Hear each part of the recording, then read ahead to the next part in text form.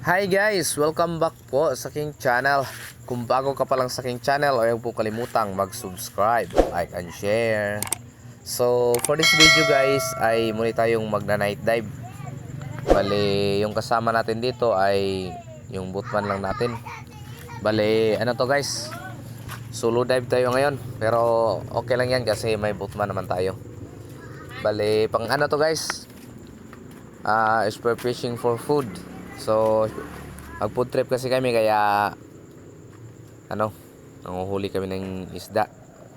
Bali yung gagawin namin dito guys ay lang, tinula at saka kinilaw. Tukil lang, tukil. Walang sukay, wala mang sugba. So ito yung bali natin guys, third drop na natin to. Ilang beses na pala tayo nakadive at ngayon lang tayo nakakuha ng video. Ang sakla pa nito guys kasi yung isang rubber ko ay natanggal kaya isang rubber lang yung gumana. At ayun, buti na lang at tinamaan pa rin natin kahit na isang rubber na lang yung gumana. Yung ginagamit ko pala na spear gun dito guys ay tawag nito ay auto reload spear gun. Kung tawagin dito sa amin ay gansa-gansa. So yan yung ginagamit ko guys. Ito yung naka-advantage pag auto reload spear gun o gansa-gansa yung ginagamit natin. Kasi may mga time na pagtira natin ay hindi natamaan at madali lang tayong makagansa ulit o maka-reload ulit. So katulad nito, yan, tingnan nyo guys. Yan o, ang daming isda. Pero hindi masyadong kalakihan yan. Ayan, ayan. Ayun, sablay tayo guys, hindi tinamaan kaya reload tayo ulit.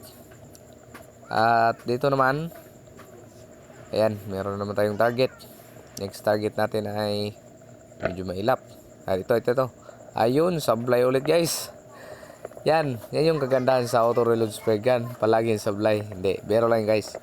Kasi pag may mga senaryo kasi guys na yung tinitira natin yung isda ay medyo mailap sila. Pero pag ganitong danggit, ay nako, walang kalaban-laban yan guys. Kaya ayan, unang tira ko yan. Ayan, tapos yun, pangalawang tira natin guys. Isang tawag din po sa amin ay karabalyas. Ito. Ayan, pangatlong tira guys. Cool. At dito naman ay meron naman tayong next target. Ayan guys. Ayan, medyo mailap. At yun no, tamaan pa rin natin yun guys. Bali, 4 na tira ang nagawa natin sa isang sisid lang guys. Ayan, ito yung kagandahan sa guys, auto reload spear gun. Dito mo makikita ang kaibahan sa yung tawag sa amin ito ay gansa-gansa. Sa yung isang reload lang. Kasi dito ay makakatira ka ng marami sa ilalim. So ayan guys, yan yung mga nahuhuli natin. Actually guys, medyo marami na pala yung nahuli kaya lang hindi natin nakunan lahat ng video. Kasi akala ko medyo malabo yung dagat kasi malabo naman talaga sa personal. Yun pala ay sa camera natin ay okay lang naman pala yung kuha. So ayan guys, hindi pa natatapos dito ang video natin kasi pa tayo, magtula ng isda at saka kinilaw guys. So iba na talaga yung panahon ngayon guys, medyo malamig na talaga yung dagat. Kaya kailangan talaga ng bagong wetsuit na rin. At sa mga gusto mag-sponsor, back in naman. Biro lang guys. So yan yung mga nahuli natin guys, karabalyas kung tawagin dito sa amin, o tuwas sa Tagalog siguro bisugo. At yung may mga ilang danggit at saka batuanon. Ayan, siguro next time guys ay video na natin lahat ng ating kukunin.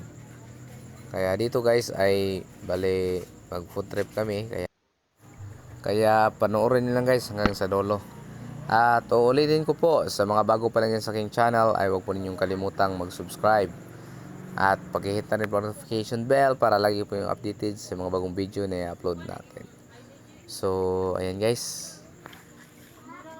Antabayanan nyo lang hanggang sa dulo guys. Thanks for watching.